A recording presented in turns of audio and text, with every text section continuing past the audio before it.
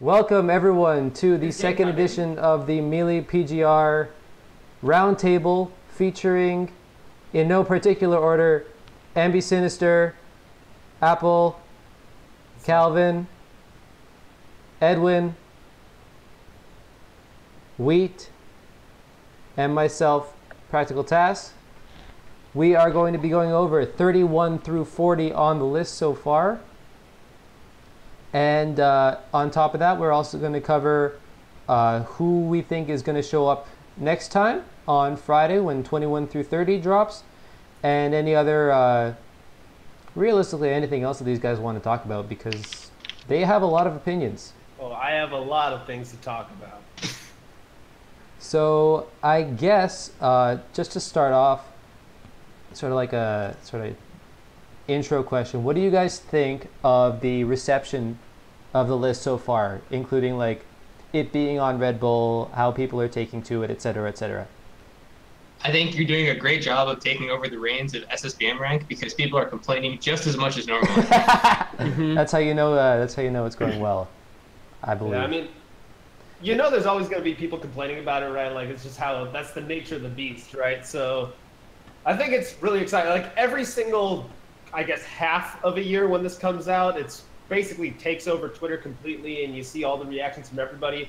And I think those are the kinds of things that Melee needs, to see this social media buzz coming up and making all of this noise. Like, I think it's really good. And I think people, you know, whether they have complaints or whatever, I think the reception is pretty solid for everything we could expect. So I think there's one, in general, I think the reception has been really good as far as like people understanding that it's moving to Panda Global and seeing that the rankings are continuing in a similar fashion before. But I do think that there's one serious topic that that kind of has to be addressed, and it's that I was talking to someone about this, and I think there's too much importance of who you beat at what current rank Don't start. All right, we're getting into the heavy topics already, guys. This has gone off the rails very, very fast. And it can be prone to regional bias. Oh no. Oh no. Would you like to elaborate on that, Edwin? That's too furious, Edwin. So one of the complaints that I received online about the ranking system, which okay, so like non-jokingly, I thought was asinine, was the idea that there was too much importance of who you beat at what current rank they are. And this is a topic that we've like kind of like got in circles discussing. And in general, I just think that the panel system is a system that people have like accepted as the standard for SSBM rank over the last few years. And it just kind of amazes me that every year that the same complaints about regional bias come to account.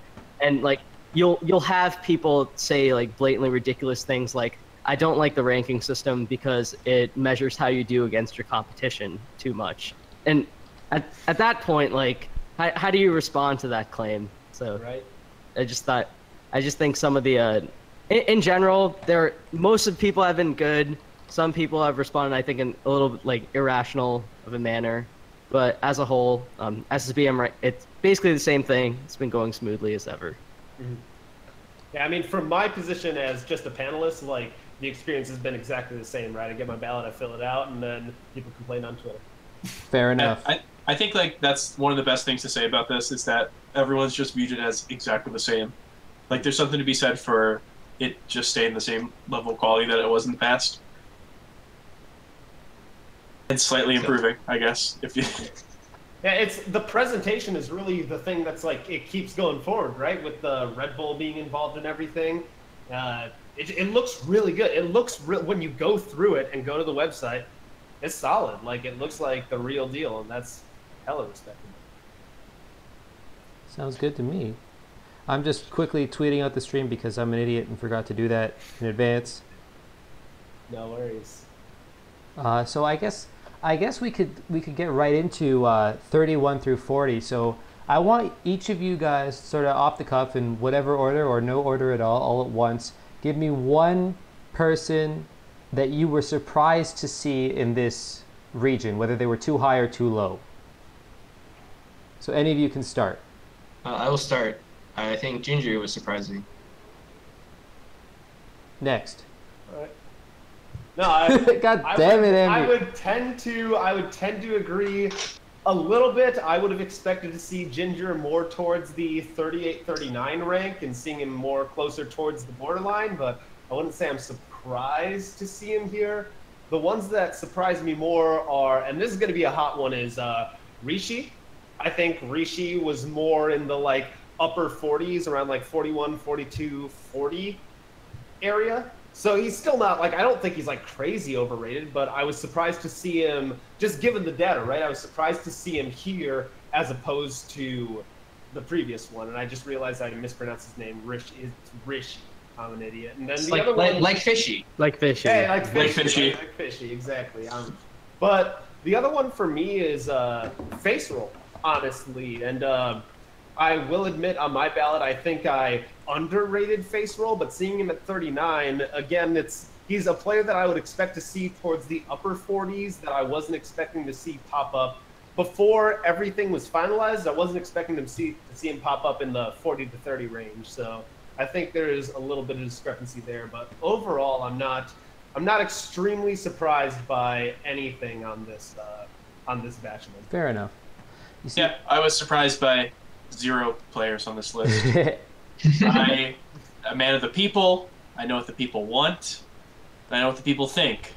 And all these players, out of the 10 players, I think I had one person who wasn't in the in that range on my ballot.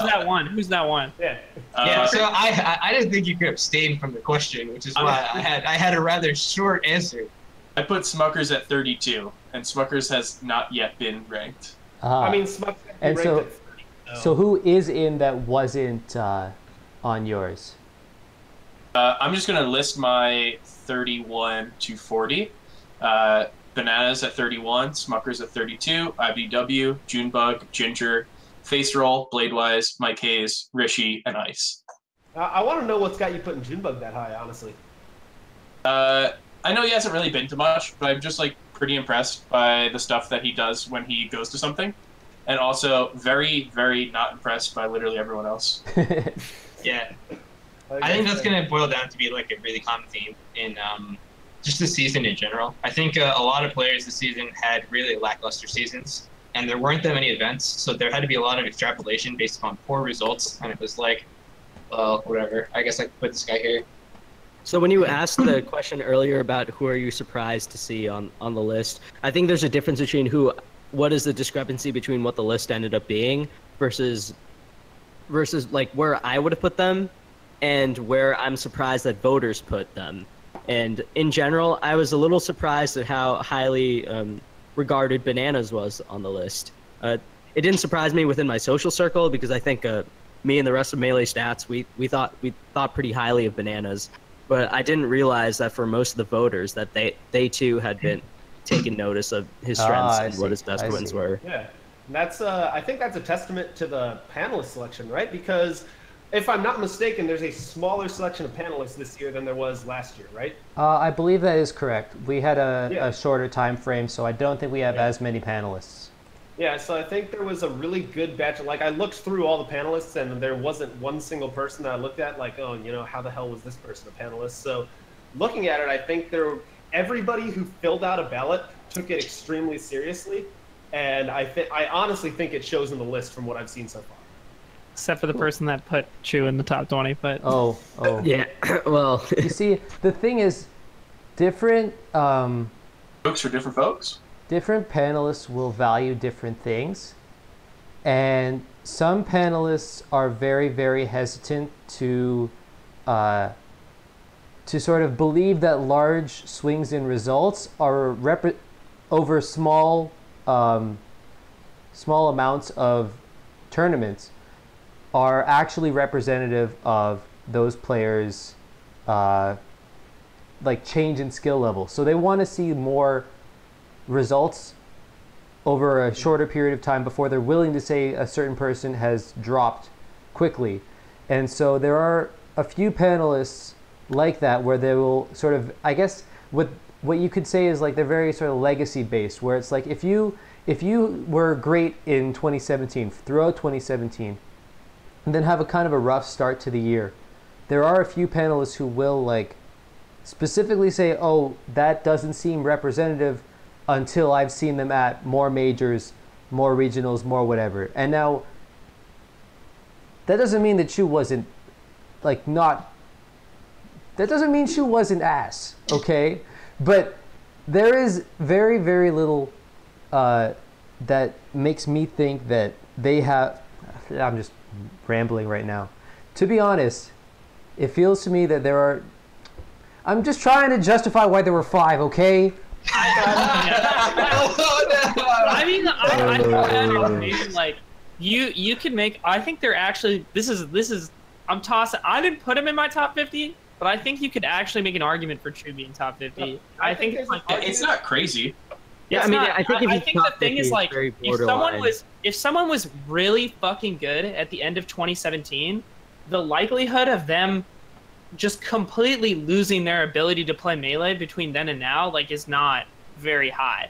And I think it's just because, like, I don't think, you know, that it's like a joke, I guess, but I actually don't think, like, Chu is worse, I guess. I think, like, more people are, like if you look at Chu's results in MDVA, like, for the past few years, right? He's been getting ragged on for a while, like, if I recall.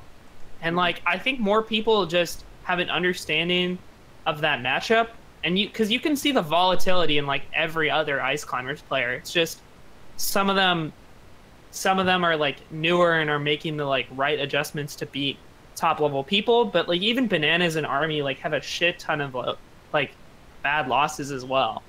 And so I actually have a couple of thoughts on this issue. I think that like the Ice Climbers in general, they have this, like, in my head at least, they have this interesting, like, bimodal distribution of how they perform against people, where, like, if you imagine, like, their average, right?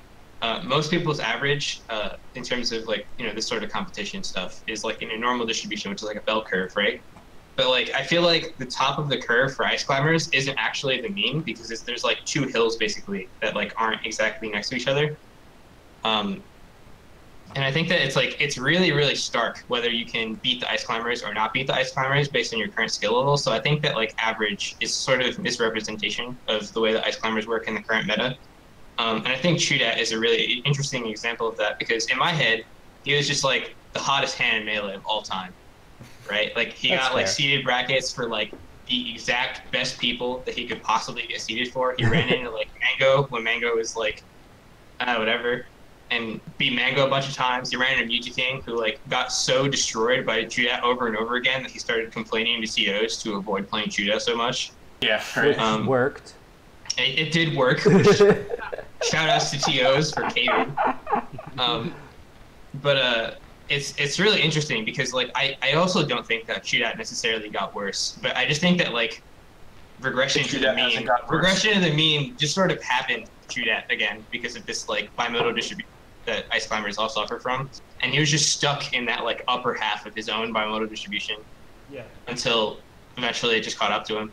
Oh yeah, like I'm not gonna judge anybody that put Chu probably between 50 and 44, 43-ish. Okay. And that if you put Chu in that range, I'm not gonna judge you, right? Like I think you can make an argument there. Anywhere past there, I think you're smoking something there.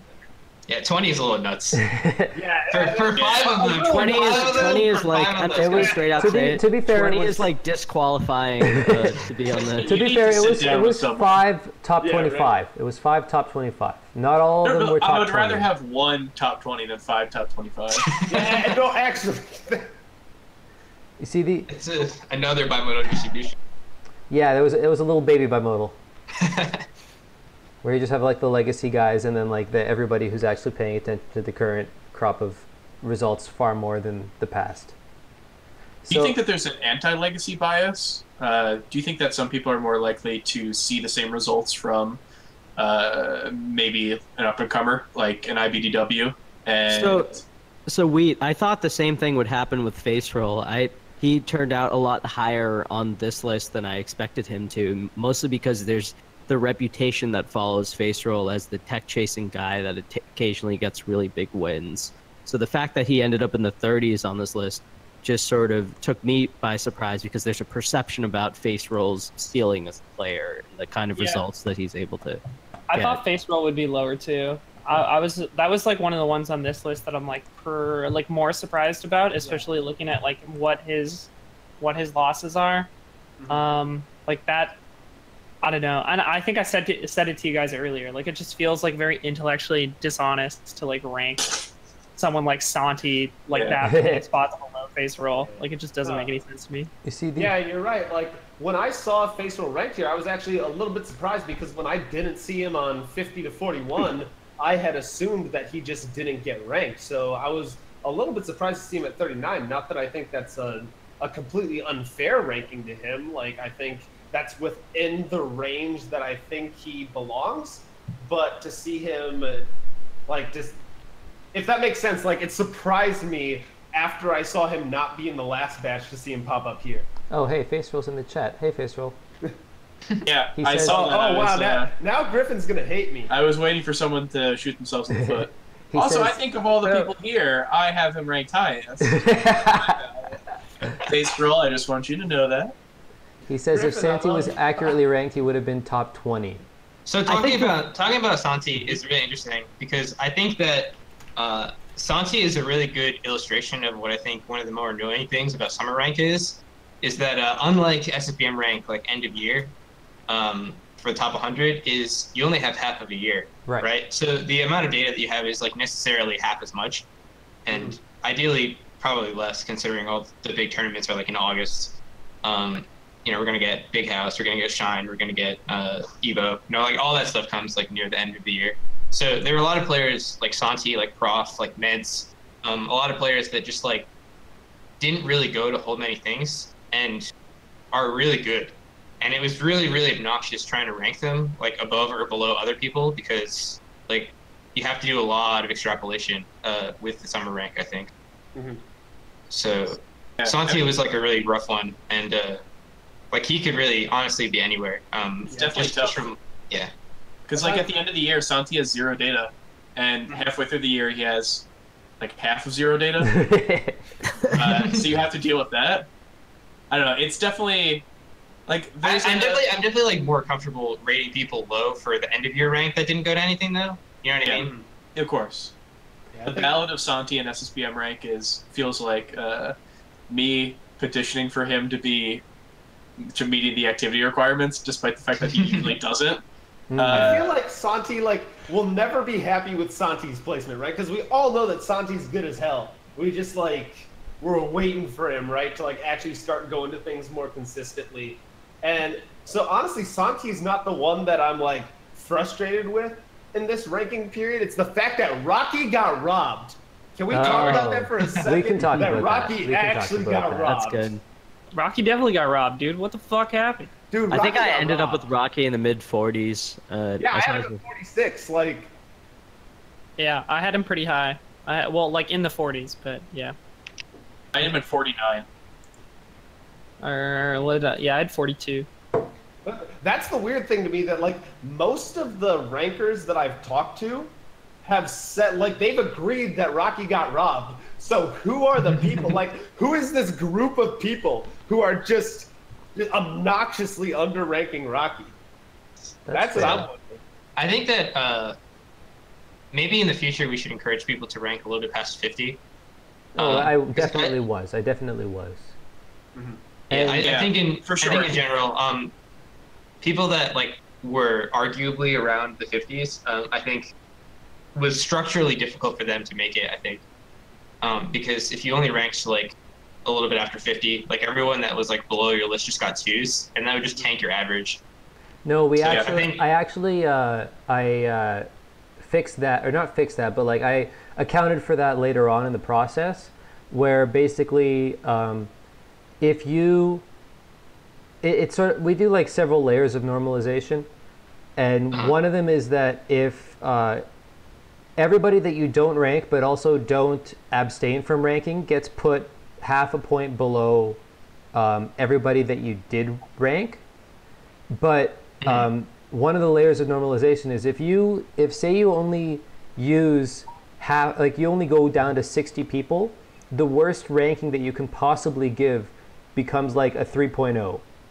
And so, and so like, even if your scale at the bottom is kind of all over the place, that it gets sort of put back to where it like can reasonably be, and then the players that weren't ranked get slotted below that new number. That's interesting. So basically, I guess that's something that's worth talking about. The way the normalization worked, I explained this in the ballot, so all these guys know it already. But for anybody watching, the way the rankings, the way the ballot worked is that I recommended to all of the panelists that they try to get their first place person at a 10.0, their 25th place person or people at 7.0, and their 50th place person at a 4.0. And if they were like close enough, like if they had the 50th place person at like a 4.1, then I didn't touch the top 50 of their ballot. But if they had like for some reason gave him a 6, then I would stretch out their ballot. So say the 50 now becomes a 4.0 from a 6. The anybody that's an 8.0 gets pulled down to a 7. And then there was a second level of normalization on the 51 and after, which is basically if you use the whole scale, then your lowest rating becomes a 2.0. If you use only if you only like rank half of the people below 50, then the worst possible rank you can give is a 3.0. And so it kind of gets rid of that like, oh, somebody got a bad score just because somebody's scale is off kind of thing. And that's something that we did a little bit in the past, but since I took it over, I was able to sort of manage the ballot on top of doing the normalization as well. And so I was able to tell people in advance what we were going to do with the normalization, so we were able to do more of it and not kind of blindside people by like really ridiculously changing what their scores say. There was actually a point where I was petitioning to TAFO that we should just ignore the scores entirely and just like spread everybody out equally on the scale ourselves. And then TAFO was like, no, that kind of gets rid of a little bit of the panelists' individuality, and it removes like, you know, if they rank Hungrybox 10 and they rank whoever 9.9 and whoever 9.6, 9.5, and we rescale that to make it all even, then that sort of removes a little bit of the nuance, and so we ended up not doing that. Anyway, if anybody has anything they want to, if anybody has anything they want to say about that, then we can. I mean, that was way too much math for me to come. I love talking about this stuff. I'm gonna agree with you because it sounded good to me. Yeah, what I personally wanted for this year's ranking was, instead of doing any numbers or any rankings, was you would just have an open spot for an emoji, and you could put whatever, you know, however you felt about their year. And it's like you see that meme with like different scales of pain, and it's like like the ones like hurts just a little bit. Yeah. So that's how I feel about Shoot At. You brought up that idea, so now I want to ask like for somebody. I'm just gonna pick somebody that I think is like a fun to. So let's talk about Rishi. If you were to give Rishi an emoji for this season, what would your emoji? What would your emoji for Rishi be? Oh, I gotta find a list of emojis. Definitely. It's definitely not thinking. That sounded a lot harsher than I intended. That's the Fox main coming out right there. That's the Fox main coming out. For me, I think it's like the blushing like big eyes emoji. That's what I think. That's my Rishi emoji for this year. I'm thinking puke emoji. Whoa! Wow, really? Because that's how he makes his opponents feel. When he beats their ass. No. Actually, you know what? One thing I should mention, in case there's anybody watching that doesn't know what the list is, I'm going to switch over to a view of the list. Hopefully we're not going to get like any trade secrets coming up when I switch over, and we're just going to scroll down it one by one and appreciate everybody's photos. So if you guys want to pull up the list yourselves on your monitors, we can start. Yeah.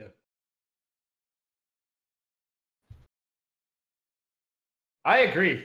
Yeah, I can very tell it's handsome. Smash and Splash already before, just because he's got the lay on. Like, Wait, hold on. Are we gonna be talking about Junebug's bio? All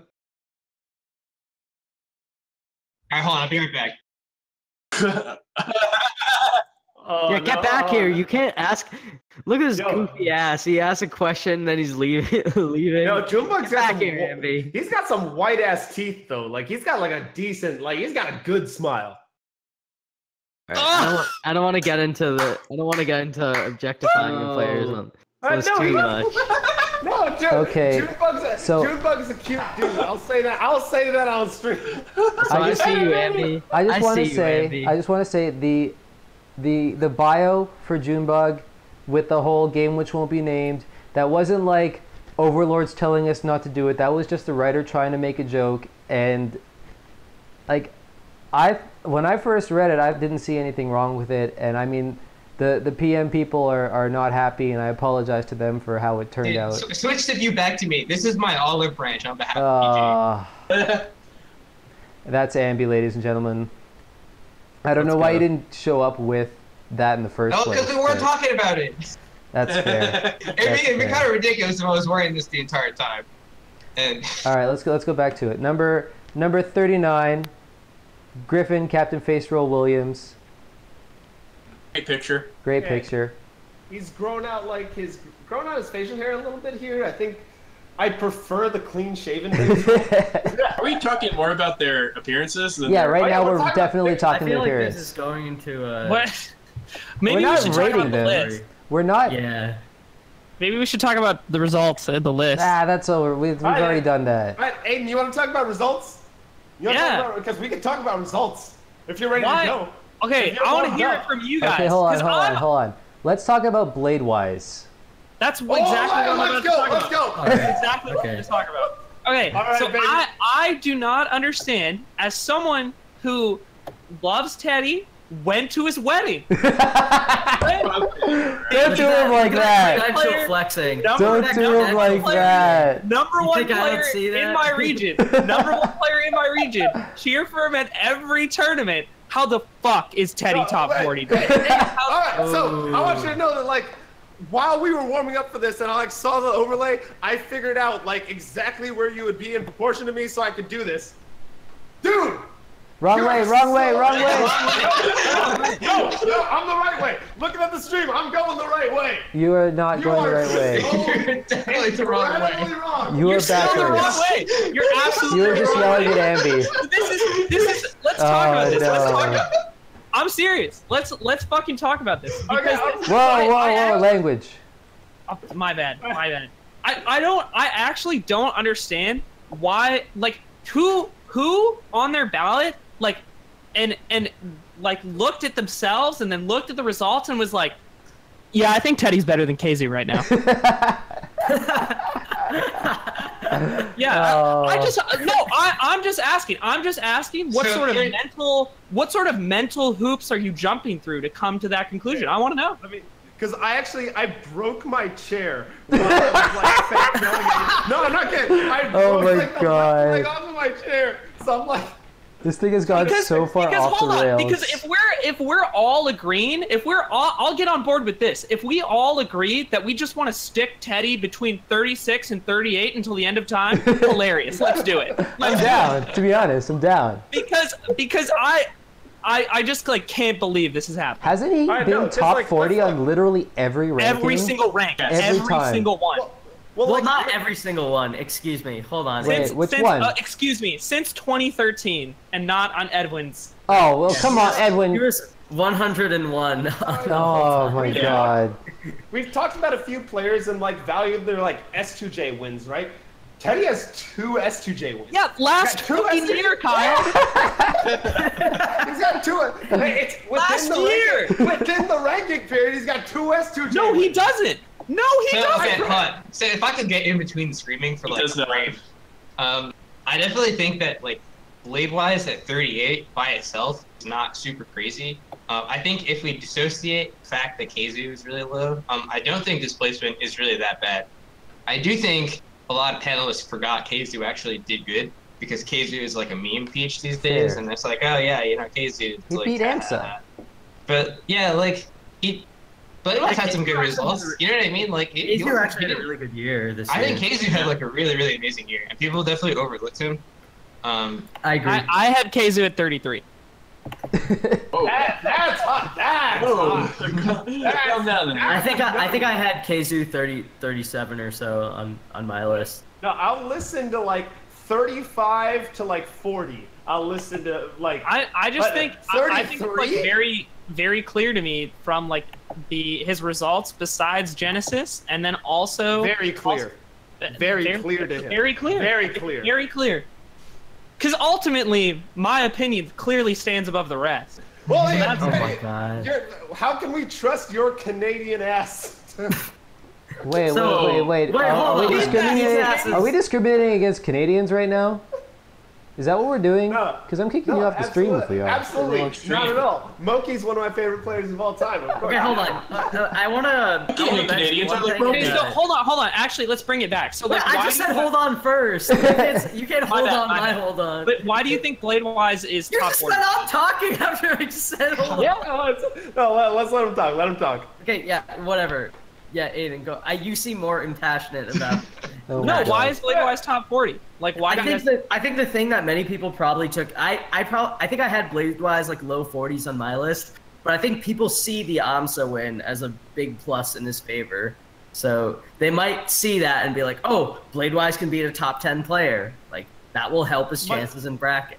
I also think AMSA was like weirdly consistent this year, so that's like a real anomaly in my head. Yeah. And to me, that was like a really good win for Blade-wise. Because it wasn't like Blade-wise just like losing to everyone. You know, like a lot of the players, even in the top 10, were just like losing randomly all over the place. But like AMSA was not really one of those players, except to Blade-wise. Which is like, Other than Keizu, who do you think should have been ranked above Blade-wise?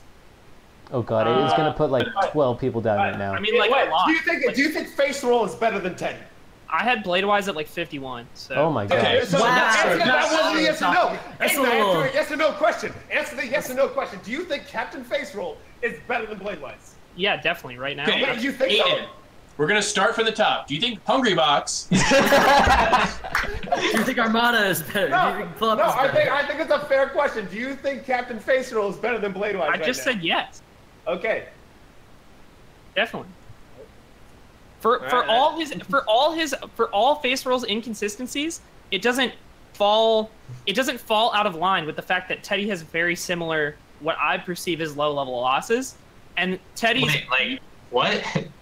Like, can we roll that? So I'm mostly on board with you thinking Blade-wise is in like 50, high 40s range. But like, who did he lose to that like particularly let me go look bothered at you? it.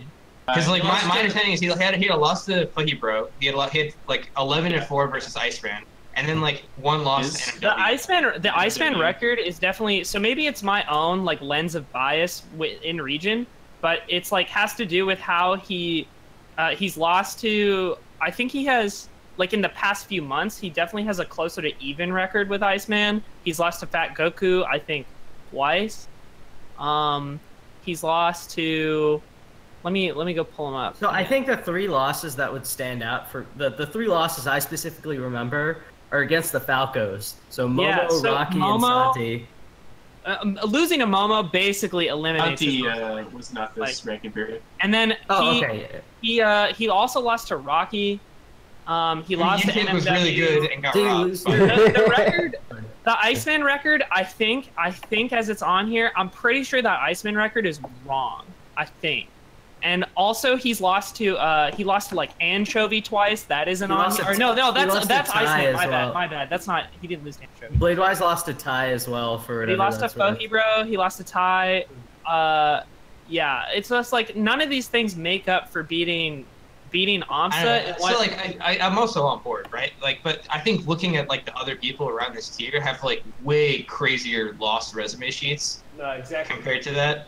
I guess, but like I definitely think all of these are real bad losses. The other people, like if you look at Face Roll as an example, right? Face Roll has a lot of bad losses that I don't like but the thing that makes up for it is Face Roll had like pretty solid peak performances to sort of balance it out and push him above.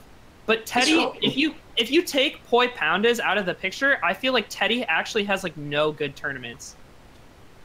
I don't know. I don't know how comfortable I am taking one tournament. He won Emerald City 6. He won Emerald City 6, but I don't think Toussaint is like that good of a win either. Teddy's about to come out here and win Emerald City 7 out here in September. Register now at smash.gg/EC7. I don't know how I feel about saying like take away his best performance and what are you left with? Like it's like that's how people put Mewtwo King at 6. Take away his best performance.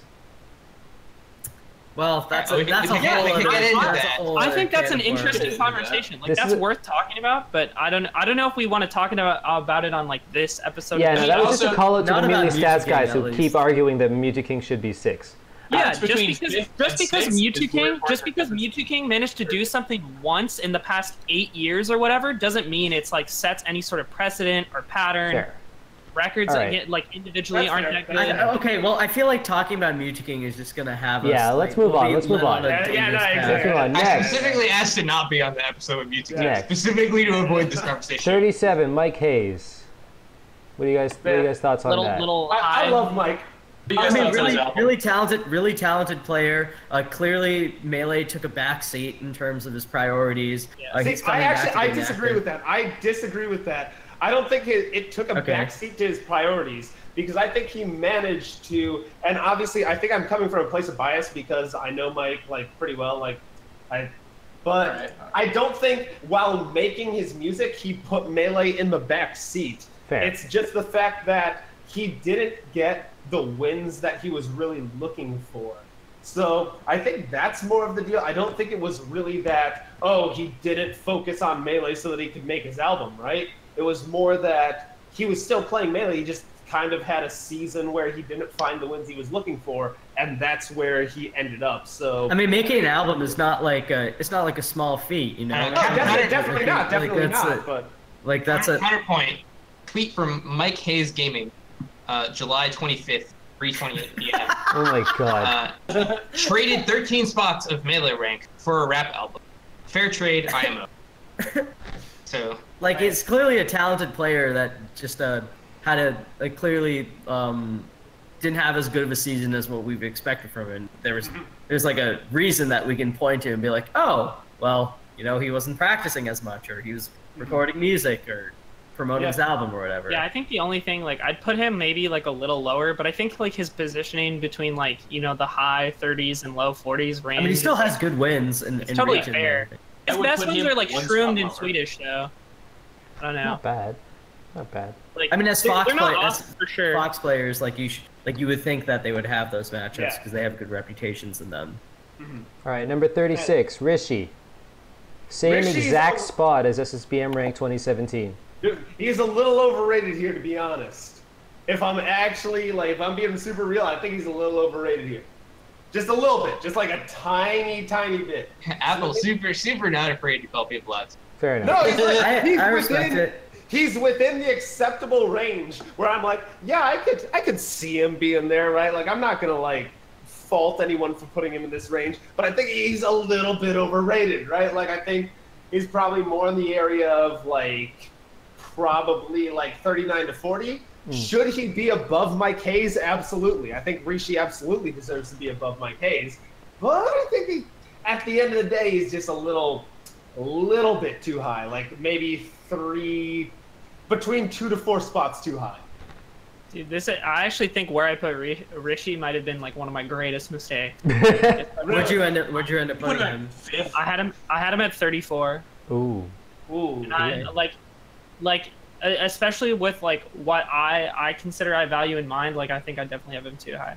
All right. I ended up putting him 32nd because as much as it's easy to sort of discount local records because the stakes aren't as high, like I do think there's something to be said about someone being in region and convincingly beating a lot of their contemporaries.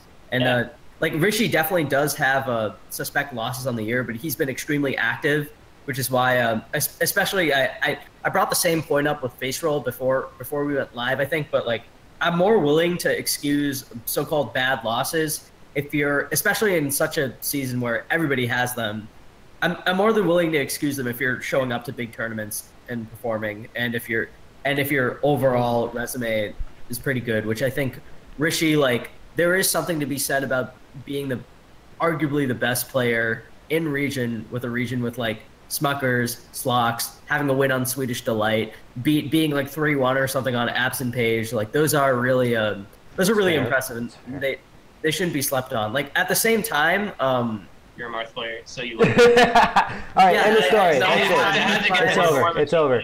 Number 35, Ice. Okay, I guess that's all these. Double top 16s at Canadian tournaments. Ice beating Hugs, low-key, was heading into that set. I had like very little faith that Ice would even take a game. Yeah, that was crazy. I would have definitely put money on Hugs there. Like, I think is really impressive, because like that's not an opponent you can like gimmick over or just like randomly win against, right? Like you gotta actually outplay him, and you gotta. Exactly. It's a good sign for a Fox player in general. I think Ice is an interesting player because to me, he's actually one of the most interesting players on the list, in the sense that he's like somewhat similar to Santi this season, where like I think it's difficult to give him an accurate rank. Where if I'm judging like off of like if Ice shows up to like a national or a few more nationals in the next few months or whatever, I would actually expect Ice to perform like a top 25, top 30 player. Like that's what I believe and expect. But it's like the numbers aren't necessarily there to like back that. And even with like extrapolation of like to make a guess as from what limited information we have now, I think you can put him higher than a lot of people did. Like I don't agree with anyone who like put him in the 40 to 50 range really. Like I think that's I think the room that you have to like put him so many places on this list, like he fits in a lot of different spots based on how you evaluate what limited information you have. Yeah, exactly. And I think like I definitely put him higher than like most people, and that was mostly like based on like what I know about his performances. Where'd you put him? Where'd you put him? 30. 30? Oh, yeah, I mean that's fair, right? Like I think I had him like 35. Actually, because what the Hugs win did, the Hugs win did for me is like, oh, he hasn't been practicing or playing that much, and like he comes into Gommel and plays Hugs, who like Edwin said, I don't think you can just like cheese your way past. And he like beat Hugs, and I was like, you know, to me, based on that information, Ice is probably stands similar to other people where he stood like 6 months prior to this. Yeah. And that's the reason that I would put him that high. But I can see why people would like also put him lower. I mean, he's still mad good, right? So like if I saw him like show up to if I saw him roll up to Evo, right? Is he going to Evo? I actually don't know if he's registered for Evo or not. He's got the Red Bull. I think he's being it. Shout outs to Red Bull apparently. But yeah, if I saw him roll up to Evo and get 17th at Evo, I'm not surprised in the slightest. Like, no. Well, it depends on his. Ice is one of those players. Like, it depends on his bracket as well, right? Yeah. Like, he's awful at Ices. He's still awful at that matchup. It's like he's getting kind of farmed by Chu, to be honest. He's like, this wasn't in the ranking data, but if we look at like what's happened in the past few weeks, he's like on the grind, right? He's up on Triff now, I think, but he still like has a pretty atrocious record against Chu, who we like all bash all the time. And well, to be fair, he was just European now. To be fair, that's one individual. He was just European now, I guess. Yeah, he just keeps going to Europe. Amby's just saying that Chu keeps going to Europe, so he's European now. Yeah, he just realized Cal is the way to go. All right, but unfortunately, we have to talk about someone who's not European, Ginger, number 34. Okay, I feel like this is gonna get a lot of. This is gonna get heated really quickly. He's a little overrated, but 34 is high. I mean, like. Here, I'll be back pretty soon. Here, I want to hear Wheat's perspective on specific. Like, I don't think I had him lower. I believe I had him at 30. I'm at 35. Okay. That's wow! Oh my god! I mean, 34 crazy, 35 perfect, but he's definitely someone where looking at his results, I can definitely see people putting him lower. He's had some really shaky set losses, and like he has pretty good wins, but also in that area you have people who also just have those same wins, if not more of them. Something about him that I don't think is really like encapsulated in the other players is that he is kind of a maybe more well known, or more well known as being on the grind, which I think like does in some way affect people when they're thinking about him. This is interesting because I kind of agree with you, but Zane brought up an interesting point in the last podcast where in terms of like visibility, and maybe panelists like aren't as like subject to this, but because of his like underperformance at Summit, people are more willing to be like, well, Ginger just like isn't that good. Yeah, I mean, we were like, talking about like how when you say perception. underperformance, you mean just like finishing last, right? Because I think like as highly as people think of Ginger, I think he was an underdog. And the comparison was like him versus Toussaint, where like Toussaint's performance, like oh my god, he took a game off of HBox. Like Toussaint, he's like so good. He hugs. Yeah. So as a counterpoint, I'm willing to offer on this point is Alex 19, because I think Alex 19, as insulting as that kind of might be. Sorry if you're listening to this. He's probably not. Alex 19, I think was pretty overrated that one year that he went to Summit. And he did have a couple wins falling. Like I could beat Wizard of that year if I remember right. Yeah, I think he beat Wizard of Salvo. But like a little after I think that that he got like a lot of visibility like existing at Summit. And I think as a result of that, people were like, "Oh, he's so good," and he also looked like they were more willing to look at his good wins after Summit. Yeah. So I wouldn't be surprised if people have this feeling towards Ginger. Maybe not for the summer rank, but for the end of year rank. Like people are paying attention to him. Well, the other thing is Ginger has like that one win that you can point out, like Edwinbudding. from the perspective of an average, from the perspective of an average voter, like. When you think Ginger, it's like, oh, this guy beat Axe at Full Bloom 4. That's amazing. We should put him highly. But like, the way I looked at it, at least, is I just saw the reason why I ranked him in the mid or early-ish 40s was just because like everybody has bad losses, but the thing with Ginger that I thought was like a little concerning for him was the fact that like it was more like cumulatively like how. Like having a loss to Kage at one event, like having a loss to Zamu at another, and like this is not to like insult Ginger, and like I think clearly he's a really talented player, and like it's great that he's working hard, going to a lot of tournaments, and like grinding out practice on a stream and getting visibility or whatever. But I think it's something that just like objectively should be taken into consideration. Like if you are going to reward him for his victory against Axe. And like some of his highs, like I think it's only fair that you consider the downside of it as well. That's fair. Yeah, so I agree with that. Edwin, do you think he's over or underrated? I think I had him a lot lower. I had him in the early 40s in my list. Fair enough. What did he get put on the rank again? Sorry, what was his final rank? 34. Yeah, I had him think about like 10 spots. overrated. Let me double check where I had him. Do you have on the list ballot. memorized already? No, sadly. Actually, I while we're wrapping, I had him up 42 on my bio. Okay, while we're wrapping up number 34, let's switch over to number 33, Bananas, climbing all the way up from 102 on SSBM rank 2017. Yeah, a massive 69 spot jump. It's a very nice jump. Honestly, I think it's a perfect ranking for him. I think it's where he needs to be. Like I had him at 32.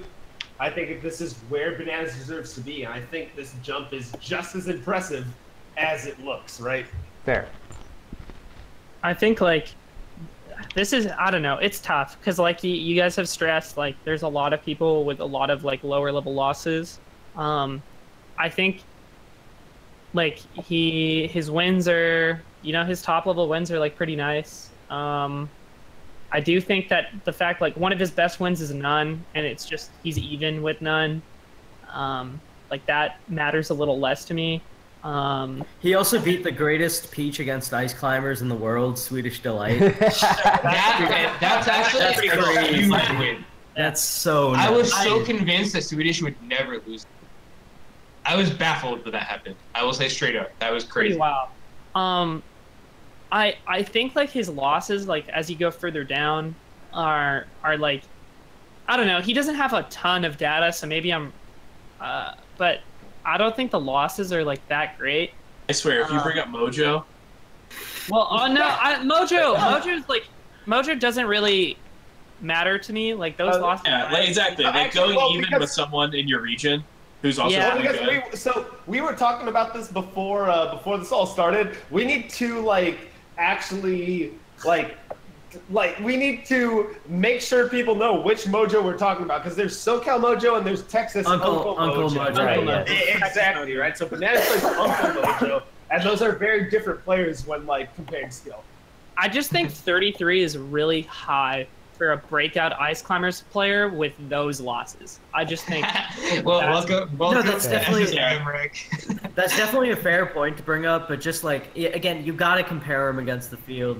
In today, having a win on S2J and Swedish Delight and being even with none on the year and being even with Mike Hayes, that kind of stuff is still really valuable. And also beating Gotze. I don't think being even with Mike Hayes is valuable though. Well, it's enough to put you in the. It's indicative of someone in the 30s. Well, I mean, if we're gonna lower Mike a few places just because he's not able to find the wins that he was in, I don't think it's fair to say that going even against Mike Hayes doesn't matter, because Mike Hayes is still hella good. He just didn't find the wins. If Mike Hayes had found better wins this season and maybe gone to more stuff to find those wins, then I think it would be a different discussion. I don't think Mike Hayes is. I don't think Mike Hayes is worse at Melee than he's been in the past. So I think that's perfectly fair to compare Bananas against. So would you say that Mike Hayes hasn't gotten worse? Oh, God damn it! All right, God all right. I think. So if I could have. If you'll let me answer the question, I don't think Mike Hayes has gotten worse to a degree that we can start discounting him. Fair. Right?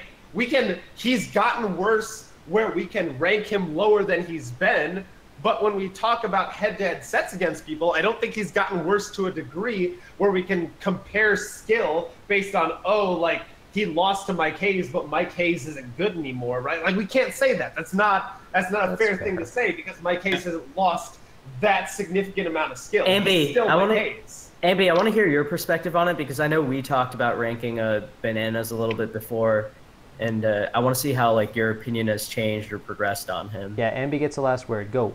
So I think that Bananas is interesting because I think that he's sort of like a mini version of Chudet last year, where I sort of agree with Aiden on all points about being uncomfortable ranking Bananas this high, because he's an Ice Climbers player and he's a breakout Ice Climbers player, and he doesn't have that many actual tournament performances, but the ones that he has are even-ish against players that are pretty good.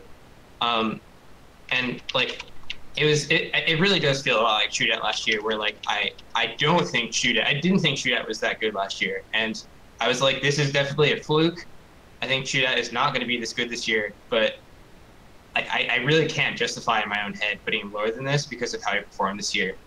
And other people disagree with me on this method of thinking, but I definitely would be very surprised if Bananas continued this upward trend.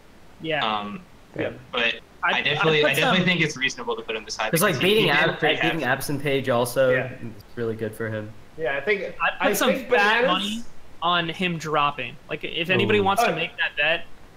Dude, you think we're gonna bet on an Ice Climbers player? Get out of here! Right now on stream, Aiden. Wait, right now on stream, I will make that bet with you. Never mind. Yeah, I don't think he will drop. I think next ranking he will be 32.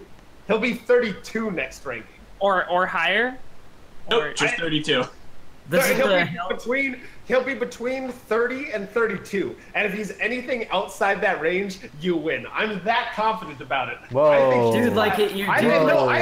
I think Bananas is hitting a plateau. I think he hit No, I'm not going to take that bet. And now I think he's like, hitting the ice cream. I'm not going to steal money Did you from realize like his face is like milk? All right, guys. Dude, after hearing this, I'm worried about Appel at Evo.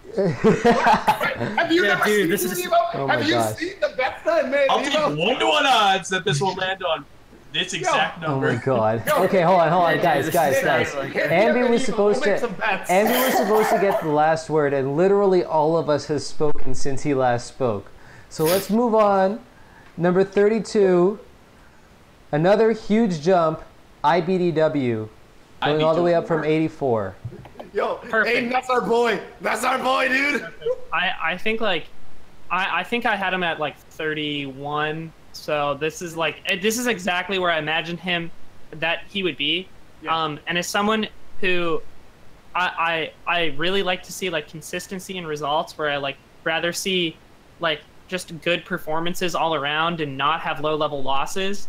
I think he's like the perfect example of that. And I think he definitely deserves to be ranked like above the other players in Tri-State, like except for Swedish and I guess like sort of Moon. But like, yeah, I like would put him above like Smuckers and Rishi.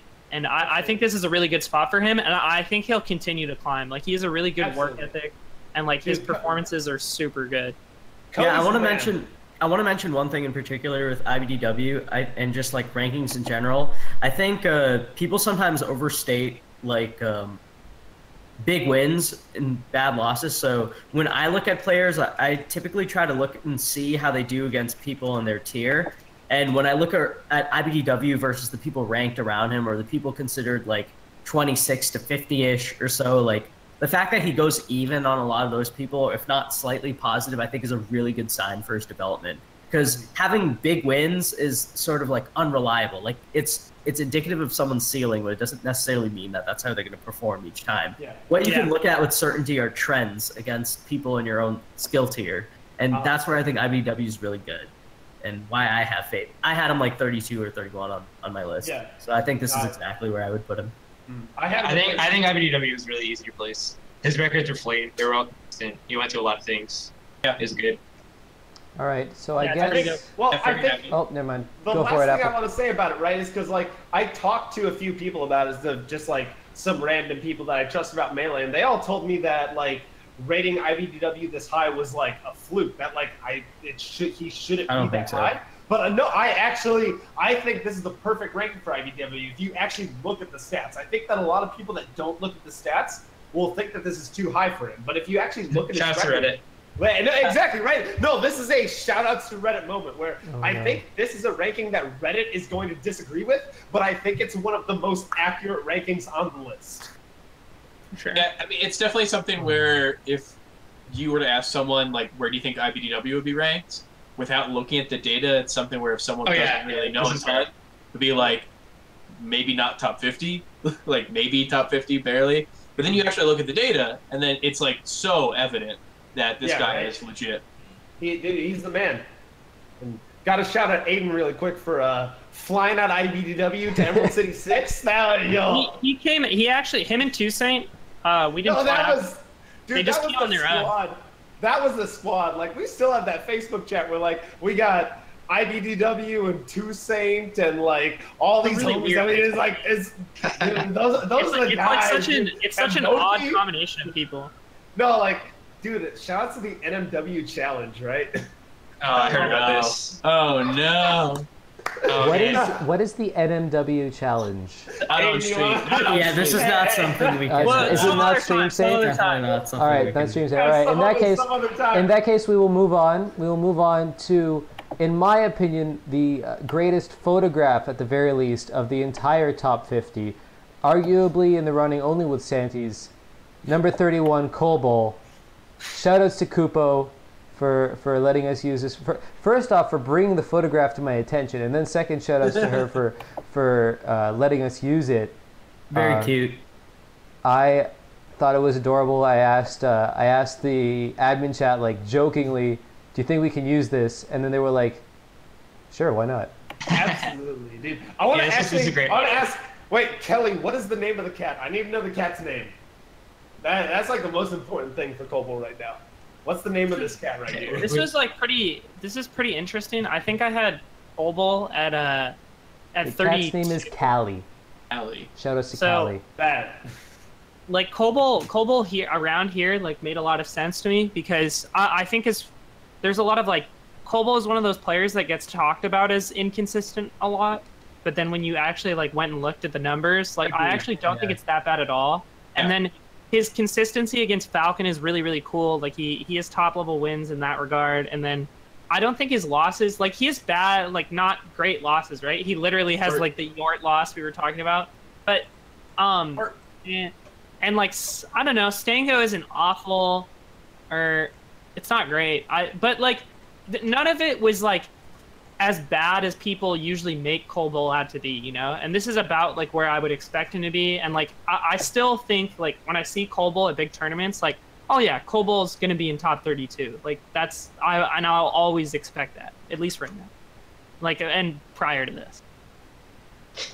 That's fair. I mean, to me, Koble, like, just look at the names in his blurb. All the wins that he took this season: Wizzy, Nun, 10-0 over Gatsu, Law, Ginger, Dreffin, Junebug, Debate. He destroys Captain Falcon. He's the Falcon Slayer, but he's also got like, he's godlike. That's all. Yeah, honestly, I think Koble was actually kind of low. Really? I think like not. I that think low. I think I had him in my top 30. I had him like 28, I think. I probably had him around the same which is like close to where he was. But I definitely think Koble's wins are really, really good, and his list of losses is so much shorter than everyone else that we talk about today, except maybe IBDW. Yeah, and like Epicenter, one of the things you talked about is how like this season, like in your words, like loosely, everybody was pretty bad this season, right? Everybody had some bad loss. Everyone had some bad losses. So for Koble to have the win record that he has, and to have such a short list of bad losses, I think he's in the kind of perfect range of where I think he should be. I think one thing that actually hurts him, in my opinion, is that his best wins are not winning records. So like he's 1-1 with Wizzy, and then he's 1-2 with Laud, and I don't think that's very good. Like that kind of hurts him a bit more because like you can see that the winning records or like his best wins aren't like dominant, and I don't think a lot of his wins after that like matter as much. Like, you know, like Abate, Dreffin, Junebug. He has None also. Yeah, None is the exception. Like None's a great win that he hasn't. But he also hasn't played None for a second time yet. Like you would have to like see how that plays out. But overall, I like stand by what I said before for sure. Fair enough. All right, so I guess moving on, because we have already taken a solid like hour. We're gonna say who's up next. For I want to know who you guys think are definitely showing up on 30 through 21. And Wheat, you're not allowed to say anything because you already know the list. But everybody else, I want because we did. Sorry, just to explain why. Because we did this for like on the first roundtable, we did who's up next on 40 through 31, and I'm pretty sure that the first 10 names that people said were literally the 10 that were on 40 through 31. So I want to see if you guys can repeat that feat right now. So I'm going to start with whoever wants to start, and then I guess we'll go in whatever order you guys want to go through. I want you guys to shout out 10 names one at a time. Dude, this is so much harder. I think we have to go in order from 30 to 21, or can we just say no? Like, I have to like make a list of people that anywhere have within 30 through 21. I just want to see if the first 10 names you guys say are actually the 10. And we will reconvene on Friday, and I will tell you whether or not you were right. Whether or not you guys were right. No.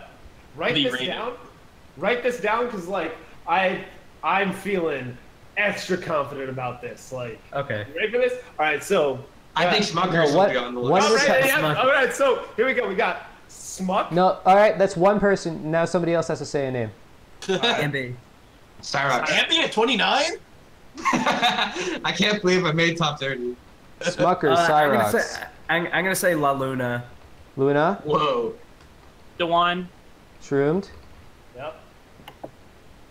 We need 6 more guys. Oh, yeah, so Triff. Yeah, Trip for sure. Army. Army. Yep. Ryan Ford. Ryan. You think Ryan? Actually, no. I think he'll get ranked. I think he's top 20, but I think from like just guessing other people's perspective, he'll be 21. I agree. I put him like at the upper end of like 21 to 30. I think Army will also for sure. Yeah, we said Army.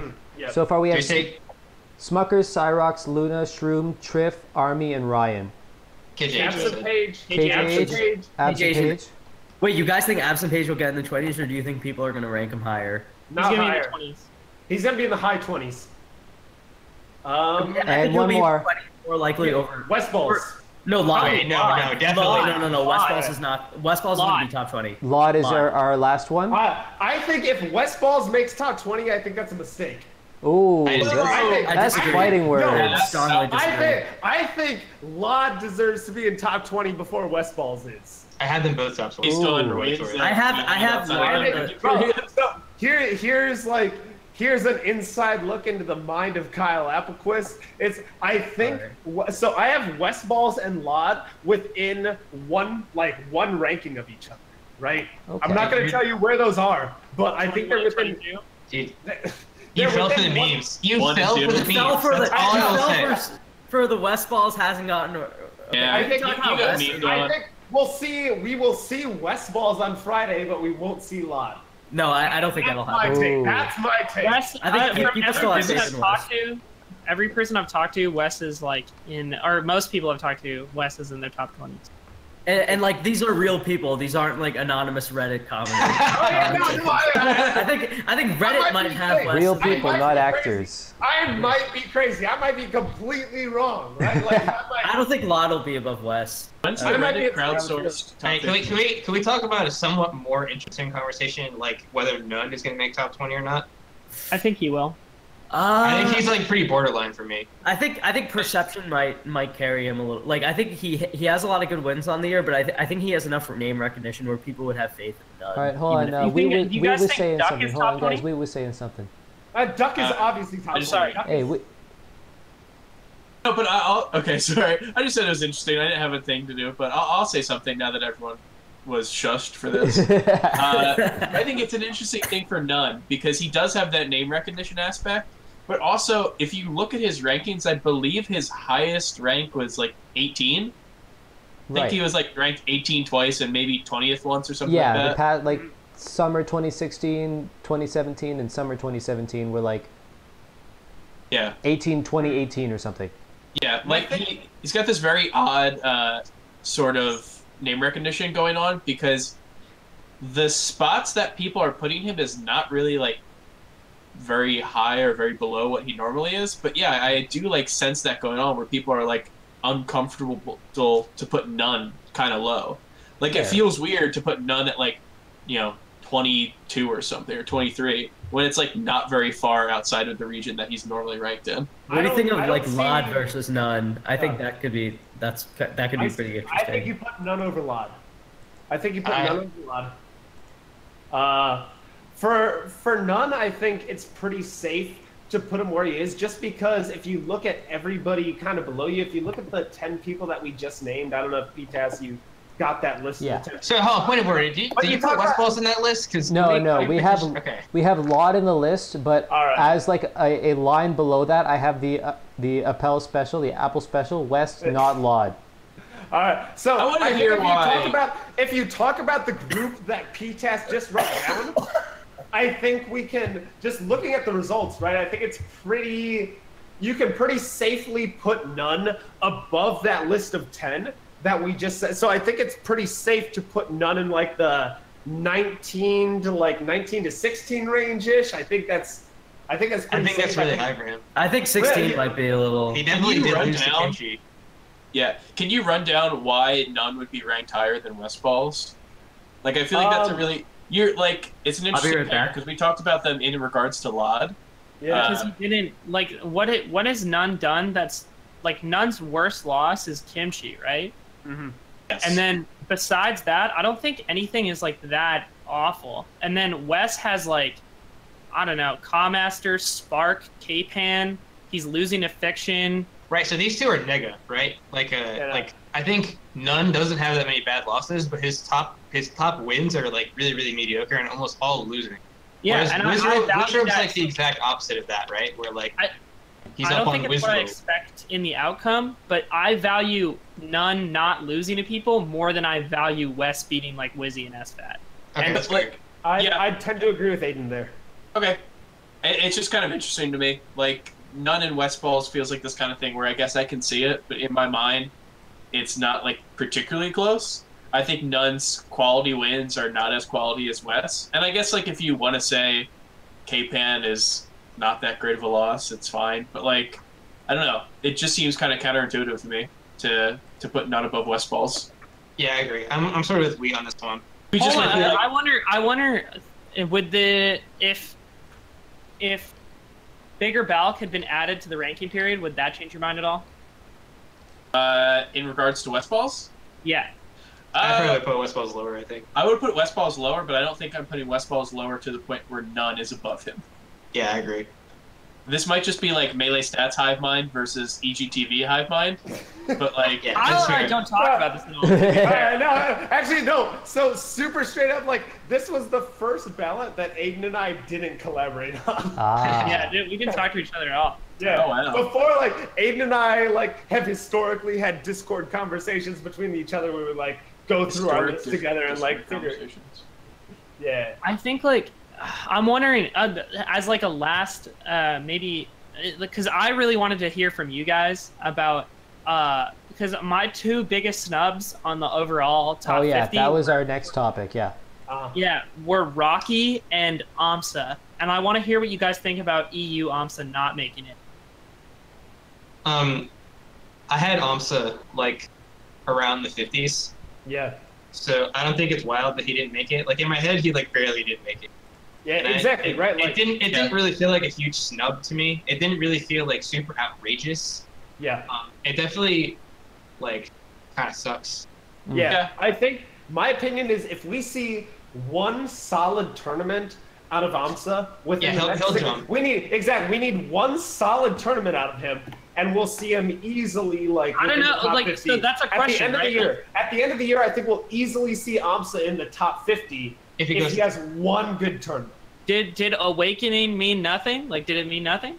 Give us since you're the Europhile within the chat right nothing? now. Give us. No, I'm just asking. I'm asking a question. Did Awakening mean nothing, Kyle? No, it meant something. It meant something. And So, I'll admit that maybe I was wrong. Maybe I was wrong in putting like maybe who would I'm looking at my list right now. I have it in front of me. If I were to replace anyone with AMSA right now, it'd maybe be Dreffin or Commaster or Gotsi. Like those are the three people I'm looking at. If I were to put AMSA over anybody, it'd be Dreffin, Ammon, or Gatsu. Those are the three people I would. So Aiden, I assume you guys are talking about AMSA AMSA presumably not making the top 50, right? Yeah. What's your thoughts? So I initially think I think I overrated him on my ballot looking back on it because I valued Awakening and beating Ice in a over Triforce pretty highly. But just like looking at his resume for the year, it's not that impressive. Like putting him in the low 40s or late 30s honestly felt more in hindsight feels more of a active like good faith in AMSA's natural abilities than his results. So I don't mind that. Like looking back on it, I definitely think it looks weird that over is 50 and that AMSA is presumably not on the list. But I can see where people are coming from if they abstained voting for him or if they ranked him. I see why people would abstain, but I don't see why people would actively rank him below 50. Like, Aiden, just curious because you talk about it so much. Like, where exactly? What's your ranking for AMSA? Where did you put him? So let me preface. This is the same way like I ranked Ice and Santi. Like I'm going off of the little information I have. I think you've established that you extrapolate highly based on players that you think are good. Yeah. So like I put him at 36, and that's because I think like from what information I have, right? I know that AMSA is a better player than Over, Prof, and Android. So if I still think, and then on top of that, I still think Ice is very good. So where do I think AMSA falls based on that information? All right, so you put him at 36. Do you think he is better or worse than Rishi? I put Rishi above him, but I would be surprised. Like I said, I think I actually overrated Rishi, and I think if I could adjust, I would probably put Rishi below him, actually. Oh, okay. Yeah, I think this is like I think a really cool thing about the panel system, actually. Yeah. Because I think that it ends up kind of wonky sometimes, but I do feel like the point of having a lot of people is to create like mass averages between the different schools of thought about what the ranking should be like. Yeah. So I think that like people that are like, oh, I think AMSA is really, really good, because I think like he's pretty much a top 40, top 30 player, and if he goes to something, I'll put him top 40 or top 30. So I'm going to put him top 40 or top 30. And then the other camps that are like, well, like he didn't really do anything this season, so I'm just going to rank him real low because he didn't do anything.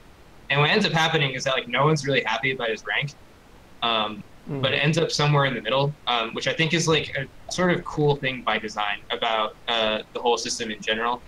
And I think that like this conversation about Westfalls, if we could briefly go back to that, is pretty emblematic of like this, but in the exact opposite. Because I think that Westfalls' records are very, very good at like the high level, like talking about like how he does against good players, but like his like random like bad losses are like real bad. Whereas like none is like the opposite of this, where like he didn't really lose to that many people that were like complete like bad players compared to him, but he didn't really impress at the big tournaments, and like as a result, like people's judgments of these sort of get averaged out among the panelists, which I think is interesting and cool. I had this conversation with on this call on Monday, and I'm curious what you guys think is like, because it's kind of a similar basis of discussion, but where you guys put Hugs and Duck respectively. Yeah, this is a good question. Yeah, I had Duck at number 20 exactly, and I had Hugo at 17. I had Hugo at 16 and Duck at 20. I had Duck at 20 as well. I had Hugo at I took 16. At 19. What did I had Hugo at 16 and Duck at 19. And the deciding factor in Hugo for me was his positive-ish, if I remember correctly, record on AMSA. Yep.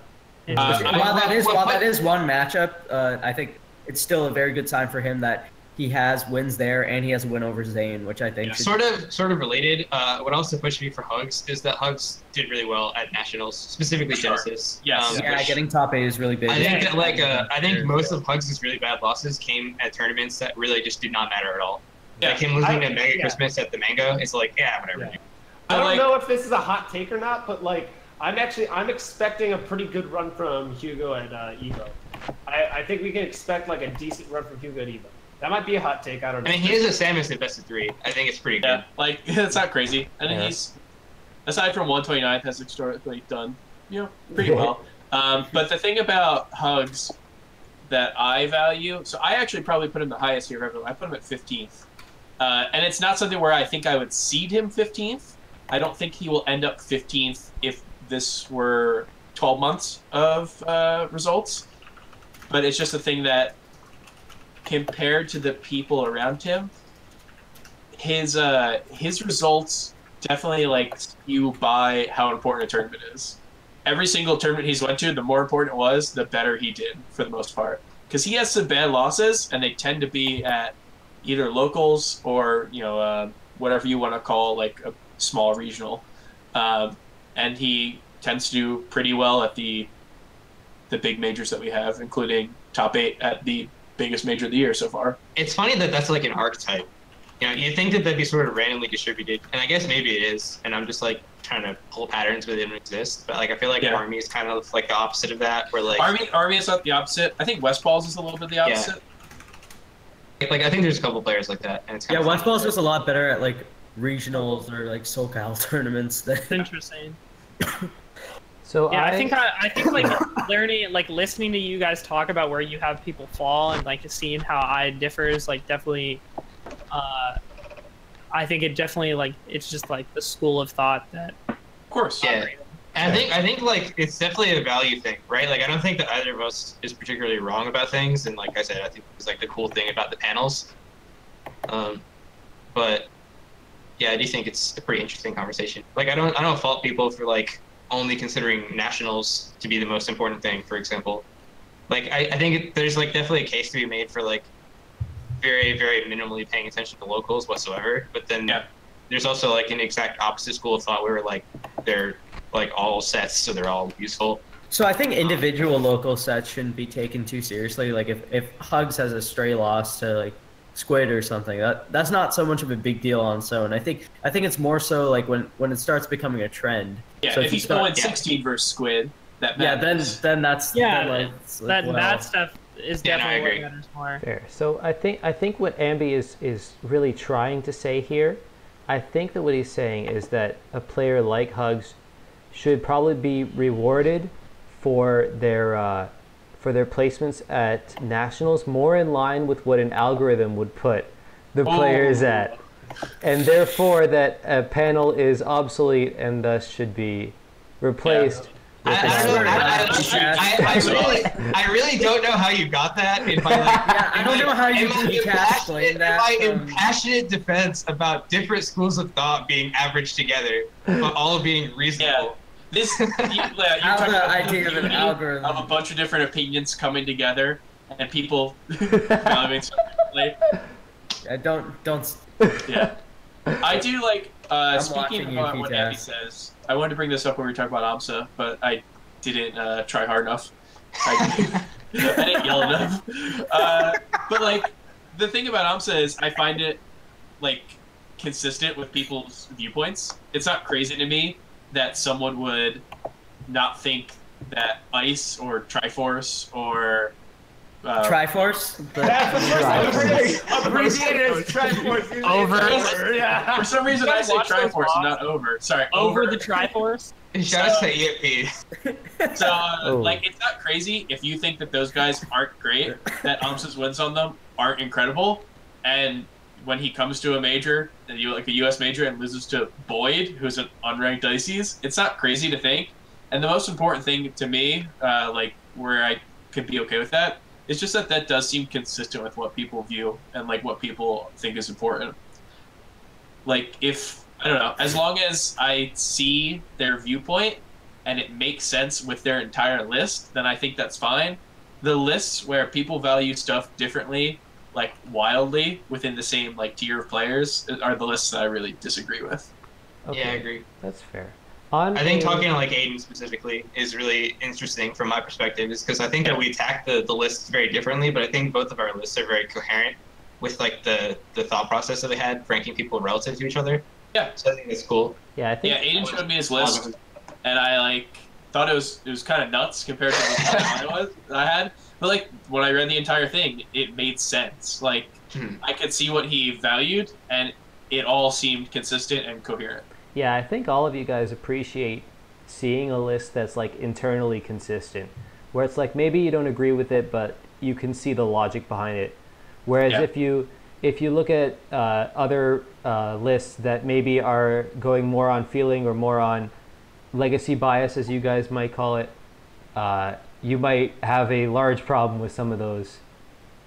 But on a different note, pulling back to the actual topic that we're at, I just took a look at the list of the whole list basically. I want to know what your guys, like how confident you guys are that these people that you're calling snubs are all snubs. So how confident are you that everybody on the list that's on the screen right now are actually within the top 30 and are not actually snubbed and subbed out for Rocky is a mega snub. Think are snub. Rocky is a ridiculous snub. It is absolutely asinine. If I can go full Stephen A. Smith here, it is ridiculous, in my opinion, that Rocky did not get made top 50 on this list. I am actually you're 100% confident that he's not actually top 30 as well. Sorry, I just want to pull out the thesaurus if you want to read the Are you asking, like, is there anyone... Basically, we're like confident certain people are snubs, and you're asking like whether we're I don't think there's anyone that we've talked about that could be in the top 30 that we said will like be on it tomorrow that is what if Oms is 30? That's what I'm asking, basically. That's what I'm That's asking. an interesting question, right? It's because I think the obvious answer to this is we're probably all pretty confident that none of the people we named as the 10 are going to not be on the list at all. But say Amsa is 30 tomorrow. Just say, who is the one player that doesn't make top 50? It would have to be someone that like such a funny really question. abstained from. No, if Oh, I need to look at the list again because, like, Yeah, if I'm Oms is looking at top it right 30, now. then someone's out. if Amsa's top 30, I think this is a mistake. Like, I need to make it extremely clear that I think this is a mistake. But if Amsa is number 30, I think it's either Smuck or La Luna that gets. Yeah. Absolutely. That would be ridiculous. I would fight someone. I would actually fight someone if that were the case. But I think if Amsa is number 30, I think it's Smuck or La Luna that's getting shafted, which I don't think there's a universe where that happens. I'm just saying. With the list we have now, I don't think there's a universe where that happens. Okay, so but what if this whole bait and switch I've been pulling with you guys with talking about how there's only 5 people who had chewed at top 25. What if that's just because he's got a single modal distribution and he's like actually like 29 overall? No.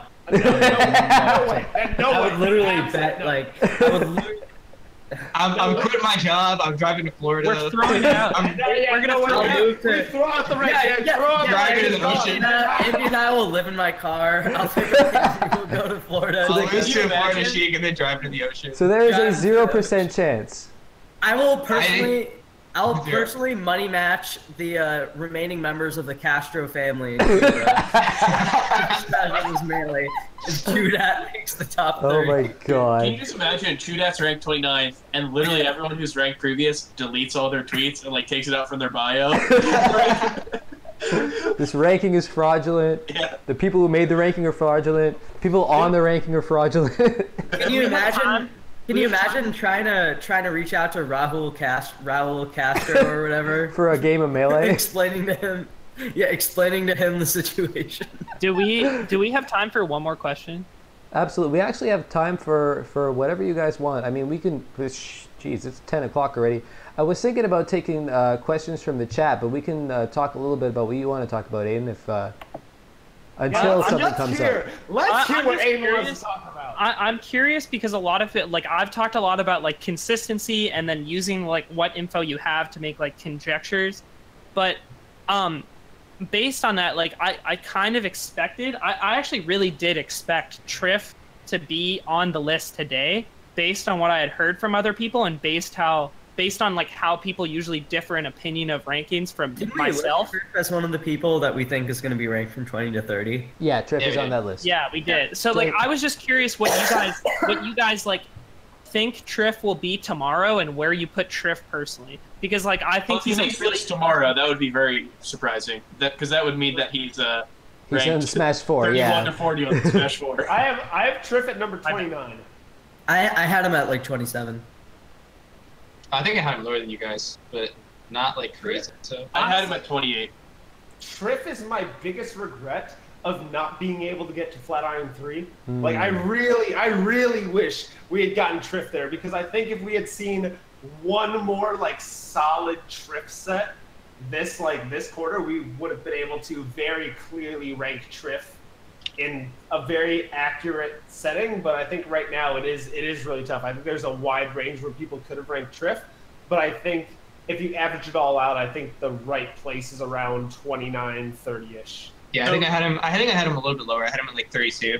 I think I didn't really consider any of his wins to be particularly impressive, but I was impressed by his relative lack of losses compared to everyone else here.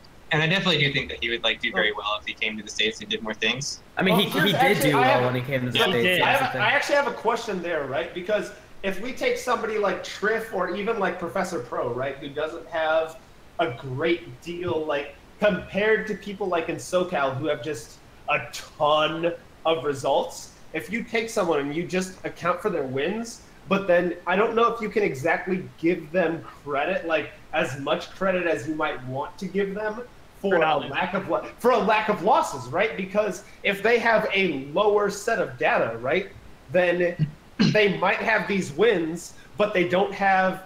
If they have fewer opportunities to get those wins, they have fewer opportunities to get crazy bad losses to people that I guess would affect. Because if you guys see random losses to, you know, I don't know Europe as well, right? But if you see these crazy random, Aiden can voice. I think Aiden understands where I'm coming from. I think. Yeah, totally. I think given these examples, but you can actually just look to like, I think it's especially, it would be especially hard with a player more like AMSA or like Japanese AMSA or like Rudolph or Spud. But I actually think with Europe, they actually have enough like good players and tournaments for you to make a conjecture about what their inconsistencies would be at locals in the States as well. Like if you brought Prof and Triff over, based on like how Triff performs in Europe, I would predict that Triff would get upset not very frequently. But I would predict that Prof. And that actually did happen when he came here to New York. Well, every time Triff has come here over like the last 2 years, it always feels like he's done a little bit better than the initial expectations set for him. He's always, I think he's always outperformed his seed. He's like, but just like slightly. That's why he's never had like he's only gone to like what, like 4 American events. But if you think about it, like he's never done bad at any of them. And like, are we getting Triff at Dope Park? Is that gonna happen? Are we doing that? Hell yeah, brother. Is he gonna lose to UPU Game 5 again? Is he gonna like find a way to SD like just like a heartbreaking? All right, guys. Actually, we're gonna have one last question before we close out the show, and that's actually one that I've been thinking about. In the top 100 ranking, we had like a 101 to 105. In the Smash 4 community, they do what's called the Area 51, which is like the 5 players that just barely missed the top 50. So I want you guys to tell me who you think is the Area 51 of Melee. Sorry, is this Each of what us it individually actually, or cumulatively? is this what it actually is, or like what it was on our ballot? No, like what you guys think what you guys think Area 51 would have been for Melee if we had released it. Treffin. I think Stango would have been it. You are insane if you think No, I'm saying I think you are a Marth fanboy if you think it's. No, I'm saying I think people would have voted Stango in that tier. You're just thinking that because you're a Marth. No, it's not just the crazy Marth. No, I think it's because you're a Marth player, dude. No, dude, like look at his wins. Like he's like dude beat Dark Atma, Cobalt. Like he definitely knows all of them by heart. I gotta say, it's like, dude, you can call me Marthman all you want. I'm just saying, like, the dude has enough exposure to where I think people would look at his resume and think that he's outside the top 50. I think it's probably like if I bet it's like Rocky, Dreffin. It's Dreffin or Slox. Honestly, that's a hot take. Slox made the list. Slox made the list. There's no way Slox didn't make the list. What about FKA Slox? Wait, you think Slox is top 30? No, he was like 45. No, He's on there. Oh wait, is Slox actually on there? Am I an idiot? Yeah. Slox is 43rd. Yeah, dude, of course Slox is on the list. Come on. If you watched the Can't let you do PGstats this to my podcast guy. last night, you would see me Rain Man it up and say it from my head. Damn, that's I think like Rocky, Dreffin, Kawmaster, maybe like Shu. Gatsu? Gatsu's on the Gatsu list. made the list. He's like 44. Oh, right. Gatsu made the list. Never mind. Ty. Come on, people. There were a few people I think complaining. Shu is probably around there, but I don't think he's. What is it I actually? think Chu would have been on the outside. I'm not at I think Chu liberty was to 29th. disclose 51. Oh, Are you dude, gonna- are you AMSA, gonna- AMSA would have to be in there. There's no way AMSA isn't in the 50 to 50 driver. Okay. To be honest, I was Are you expecting gonna people to say do- AMSA a lot quicker, considering Yeah, I think I how would have. pissed you guys are that he didn't be over. Okay, Edwin, go. AMSA, Chu, Stango, and for me it would have AMSA, Chu, Stango. Let me just take another look. I think people would have had. Okay, this is absolutely not. Maybe I shouldn't have Actually, no, I take that back. I was gonna say I think people might have voted Deshizzwas, but I don't think. Dude, Stango at 51 is like a Skip Bayless tier take. No, I wouldn't have. Dude, I'm not saying I have him at 51. I'm saying other people might have put him there just off name recognition. I'm saying as somebody who ranked Commaster, since Commaster ended up not being ranked, I'm gonna give it to Commaster. I'm gonna say my number 50, my Area 51 is Commaster. And the other 4? Are you thinking about it's probably on? I'm sorry. Yeah, wait, is it just 51? Like, is this 50? Area 51 in the Smash 4 community is 51 through 55, but they don't order them, so they just have the. Word, the I don't know that because I don't watch Smash 4. Sorry, I probably should have explained that better. Okay. But anyway, guys, this has been a very productive night. A bait would have been the other one, maybe. Ooh, a bait's a good call there, actually. Yeah, because again, I'm not saying what I would have had. I'm saying what I think people would have had. So it's not just a Marth main thing. That's fair. I'm saying what other people would have. We've had a great discussion, guys. If anybody, in no particular order, wants to do any shout outs, go for it, and then we'll sign off. So I guess shoutouts to Ambi Sinister. Shoutouts to Ambi Sinister. Let's go. Let's shoutouts to Endgame TV. Let's go. Eric Akame, Carter Frisch, Connor. Yeah, everybody. I actually forgot Connor's last name for a second because I'm an idiot. But yeah, everybody on EGTV. Yeah. The boys. I'm gonna Second shout out. I'd like to shout out. Keep flexing on them, Apple. Shout out. Shout out to Shoot At for not making top 50. I'd like to shout out Kobol's cat. Thank you so Very much, good shout Kupo. out. Shout out to Callie. I would like to shout out my girlfriend. That's such a Barth main thing to say. All right, guys. Thank you all. Have a good night. And we will see you all again on Friday for round 3, 21 through 30.